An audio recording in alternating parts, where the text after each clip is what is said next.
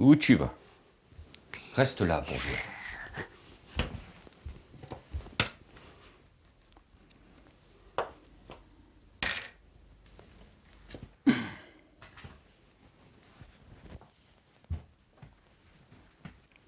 Reste là. Ne sors pas de cette pièce que je puisse te surveiller. Allô? Allez.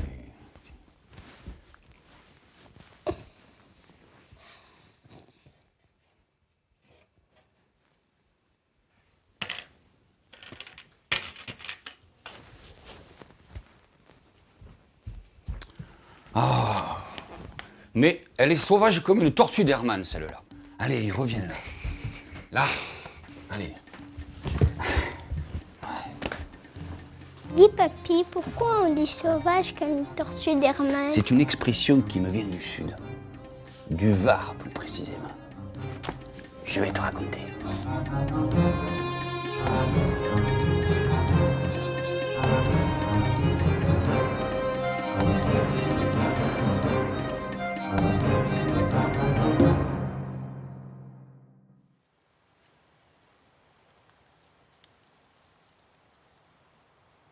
Depuis presque 2 millions d'années, la tortue d'Hermann vit en France, au bord de la mer Méditerranée. Et nous? Nous, les hommes, ne sommes probablement installés dans la région que depuis 12 000 ans. Elle était là bien avant nous.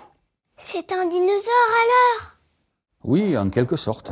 Et elle est grosse comme un dinosaure, la tortue d'Hermann? Oh non, elle fait à peine la taille d'un stylo à billes. C'est un reptile, comme un serpent ou le lézard, puisqu'elle marche à 4 pattes. Elle a une carapace. Ben oui. Et cette carapace est bombée comme le casque que tu portes quand tu fais du cheval. Et elle est de quelle couleur sa carapace? Jaune et noire comme une guêpe, mais pas tout à fait comme une guêpe. Chaque écaille est colorée indépendamment et est plus noire que jaune. Elle a 4 griffes à chaque patte et parfois 5 aux pattes avant. Elle a 2 larges bandes sur son plastron. Elles ont des pistolets laser, les tortues? Des pistons?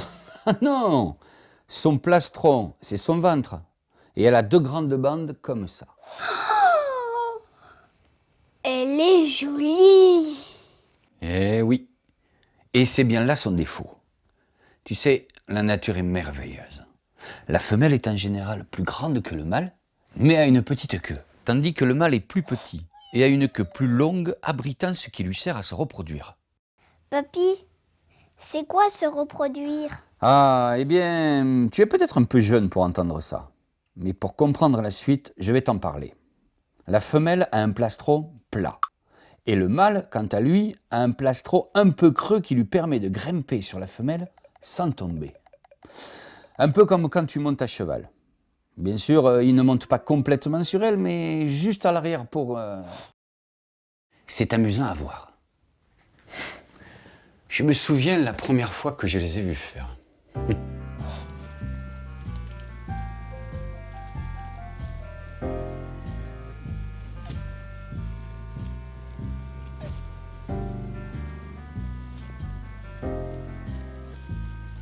Bref, après, la femelle pourra faire des bébés. Oh, chouette! Et elle peut en avoir tous les ans comme les chats? Oui, tous les ans, elle pondra des œufs aux alentours des mois de mai-juin. Des œufs? Oui, des œufs qu'elle enterre dans un endroit ensoleillé. Tu verrais comme elle est appliquée quand elle recouvre ses œufs. Ensuite, durant l'été, les tortues vont vaquer à leurs petites occupations. Boire, manger... Elle mange quoi? Elle est omnivore. Elle mange des hommes! Mais non! O-M-N-I-V-O-R-E. Omnivore. Elle mange de tout. Ah, Des fleurs, des plantes, des vers, des limaces, tout ce qui lui fait envie. berk. Donc, elle boit et mange, mais surtout, elle est ectotherme et fait donc de la thermorégulation. Ben oui. Elle a besoin de chaleur externe pour s'activer. Elle se prélasse donc au soleil pour atteindre la température idéale et être active toute la journée. Mais attention, ni trop froid, ni trop chaud. Elle évite le soleil quand il fait trop chaud. Elle recharge sa batterie, mais sans fil en fait. Elle recharge son corps, oui.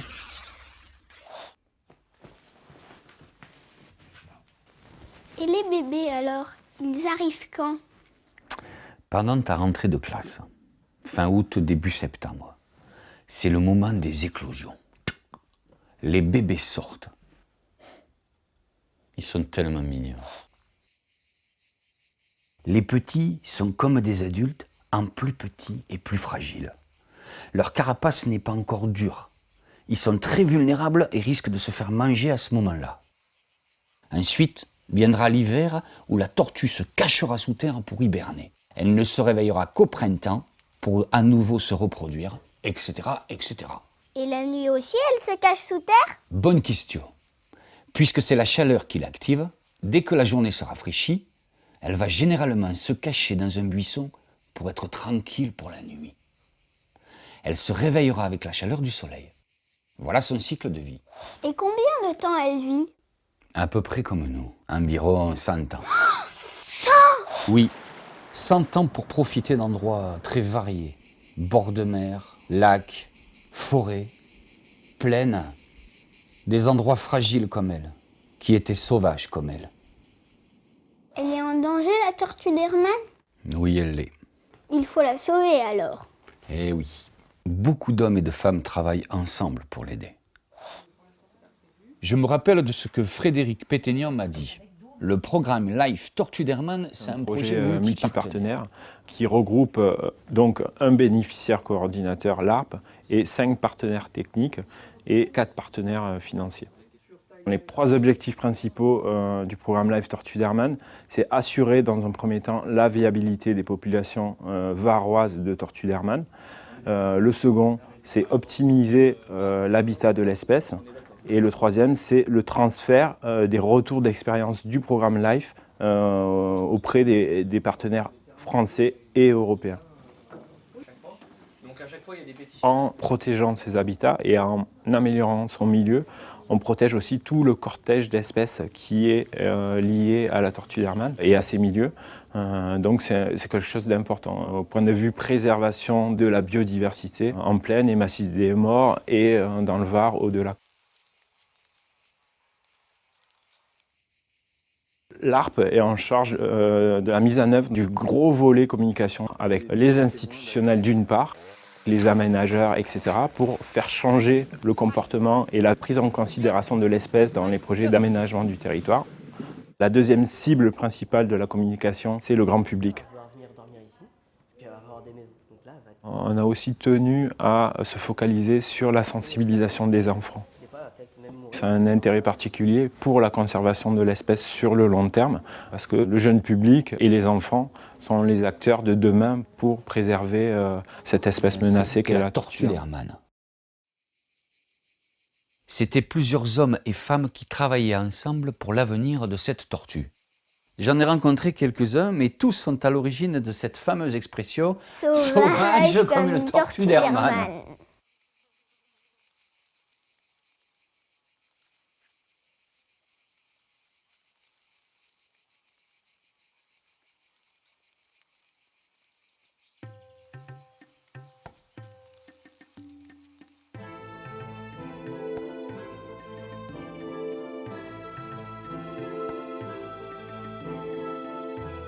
« 2 millions d'années que la tortue d'Hermann vit au bord de la Méditerranée. Et peu à peu, l'homme s'est mis sur son chemin.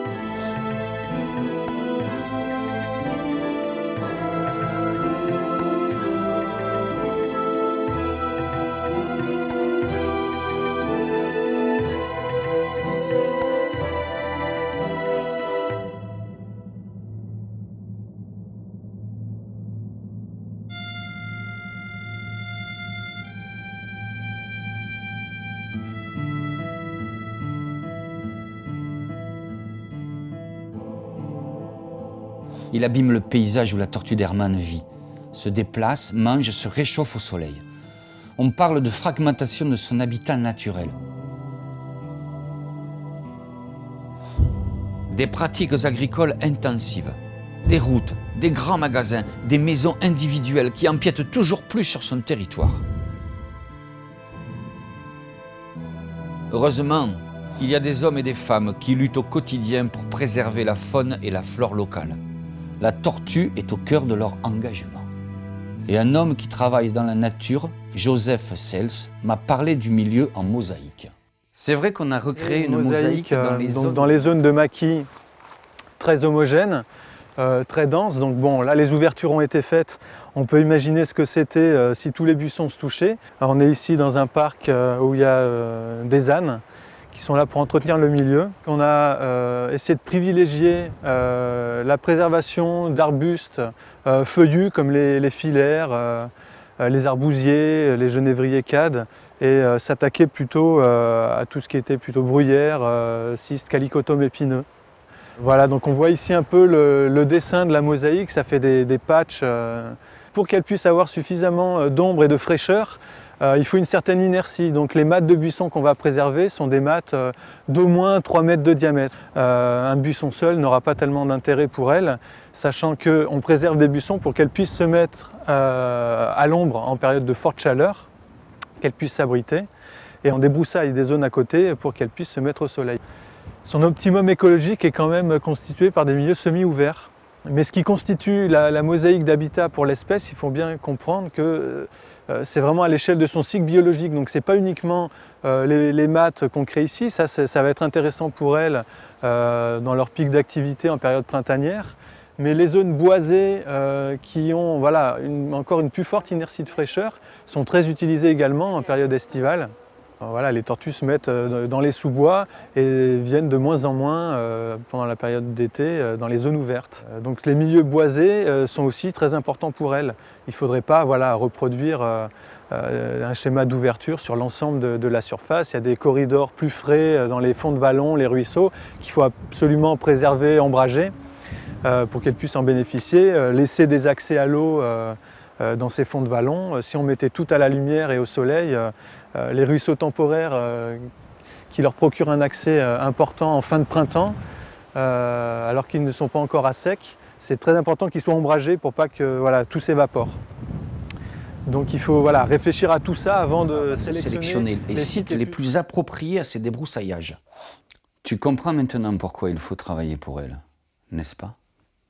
Elle reste impuissante face à tout cela. Tu imagines à quel point cela peut être énervant.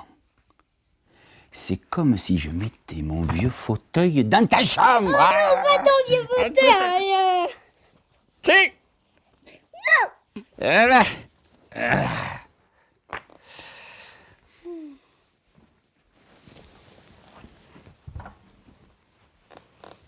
Dis papy, je pourrais avoir une tortue d'Hermann à la maison pour la sauver? Oh là non. Pourquoi? Ce n'est pas si simple. Je vais tenter de te l'expliquer. Si tu ramasses une tortue, tu es comme cet homme qui se met sur son chemin. La tortue est une espèce en voie de disparition et il est donc interdit de la toucher dans la nature. Plus tu la touches, plus elle disparaît. Il n'y en aura plus après? Tout à fait. C'est pour ça qu'il est important de les laisser où elles sont. Et si on en achète dans un magasin ou sur Internet? Malheureusement, tu peux en acheter. Mais attention, seulement si elles sont nées en élevage. J'ai vu des gens vendre des tortues sans en avoir le droit. Tu sais que le trafic d'animaux est le 4e plus grand trafic du monde? C'est pourquoi des hommes et des femmes au service de l'État travaillent pour empêcher le trafic de tortues. Je vais te raconter ce que m'a dit un jour un agent. Il s'appelle Jean-Yves Bichaton. Les agents de service départemental ont différentes actions en matière de lutte anti-trafic, notamment sur tortue d'Hermann. Le premier moyen, c'est une cybertraque, va-t-on dire, des gens qui mettent en vente des animaux. Donc pour faire cela, tout simplement, à travers, je dirais, les différents sites, différents forums, on recherche les petites annonces qui sont illégales ou les opérations qui sont illégales, nous les identifions et ensuite nous faisons des recherches pour identifier les personnes qui font ces annonces. Nous, on a constaté, en tout cas au niveau du département, que la mise en vente d'espèces comme les tortues d'Hermann était un phénomène très courant et que les gens avaient perdu la notion que c'était tout simplement interdit. Cette réglementation a été mise en place pour préserver la population tortuaire hermane, notamment au niveau national, mais également au niveau international. Une fois que l'on a identifié les personnes, soit nous les convoquons pour audition, soit d'autres actions, notamment des perquisitions, peuvent être envisagées. Nos deux soucis sont d'un côté des importations de tortues qui viennent de l'extérieur. Ces importations amènent sur le territoire des tortues qui portent des maladies qui sont transmises aux tortues faune locales et qui ne supportent pas ces microbes ou ces bactéries. Le deuxième problème que nous avons avec ces tortues qui viennent d'élevage illicite, c'est une pollution génétique des animaux locaux quand les gens les relâchent dans la nature. Et là, il y a un appauvrissement de la biodiversité de nos tortues ou des populations de tel ou tel massif parce qu'elles sont mélangées avec d'autres populations.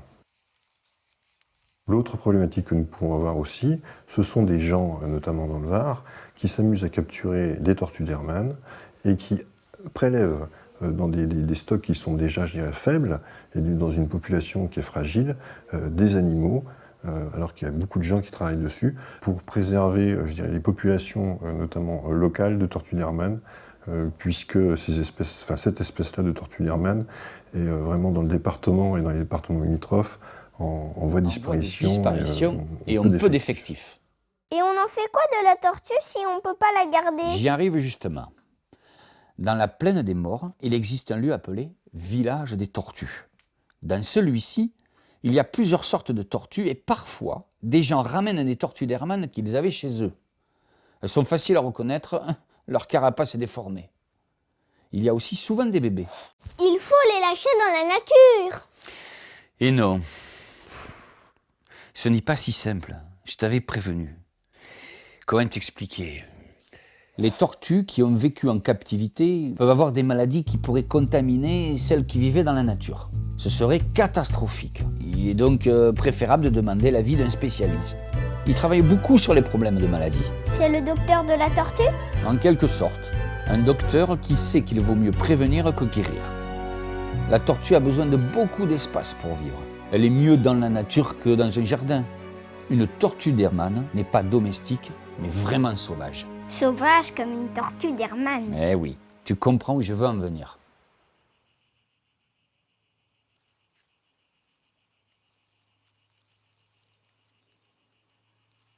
Hormis la dégradation de l'habitat, le prélèvement, la captivité ou le relâchement, je vais te parler d'un autre type de danger pour la tortue d'Hermann qu'il faut prévenir.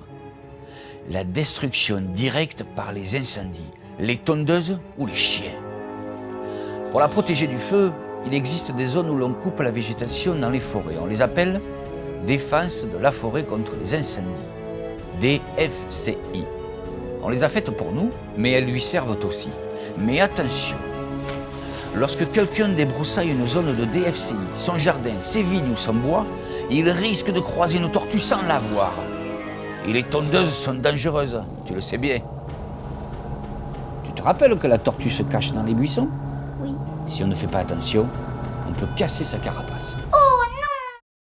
C'est pour ça qu'il vaut mieux débroussailler avec de petites machines et vérifier avant s'il y a des tortues, que ce soit pour les DFCI ou pour ton jardin. Et au pire, il n'y a pas que les machines, hein. À la main. C'est plus long, mais c'est plus sympa pour les tortues et pour leur environnement. Je te parlais aussi du chien. Parce qu'un chien qui se promène sans laisse peut mordre une tortue et lui abîmer sa carapace, voire lui couper une patte. Oh. C'est pour ça qu'il faut toujours tenir son chien en laisse quand tu te promènes dans un endroit où vivent des espèces fragiles comme la tortue d'Hermann. Et le docteur de la tortue peut la soigner? Il y a bien un soigneur au village des tortues, Stéphane Gagnon. Il m'avait dit que les tortues sauvages font face à plusieurs menaces. Et dans notre centre de soins, on va soigner des tortues qui ont eu des problèmes avec des prédateurs. Donc ça peut être des petites blessures au niveau des membres, ça peut aller jusqu'à une amputation.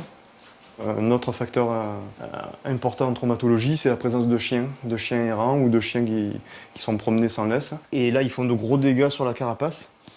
Le chien peut arracher tout le côté et la blesser beaucoup plus que ça. Donc celle-ci, c'est des soins légers et elle va s'en sortir sans problème. On va avoir essentiellement des problèmes liés aux débroussailleuses, à l'entretien du milieu.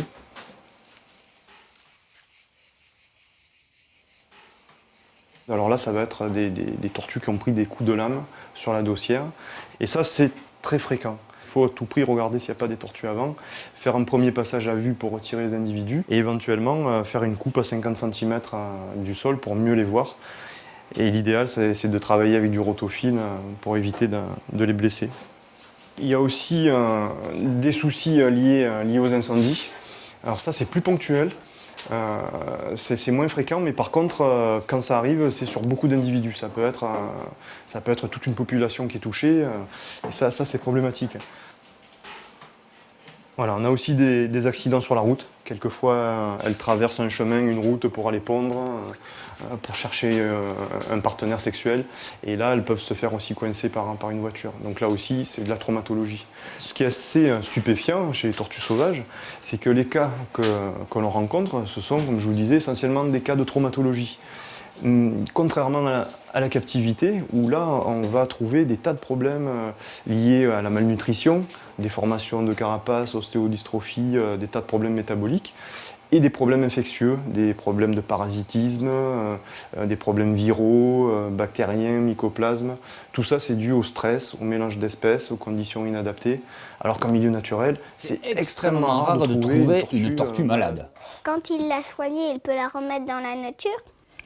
Tout dépend des blessures. Mais s'il le peut, oui. Comme ça, elle reste sauvage. Tout à fait.